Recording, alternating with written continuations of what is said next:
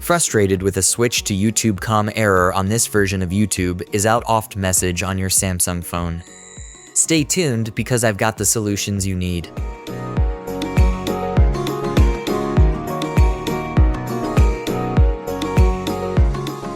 Solution 1. Update your YouTube app.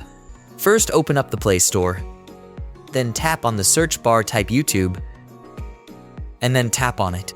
If you don't find any update option there, then go to the settings. Scroll down a little bit. After that, tap on Apps. Now, scroll down and find the YouTube app. Then tap on it. After that, now tap on Storage. Then tap on the Clear Cache from the bottom right side.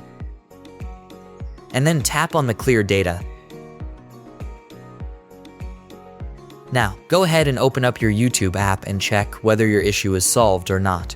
If not, follow one more solution. Open up any browsers like Google Chrome. Then tap on the search bar, type YouTube com here.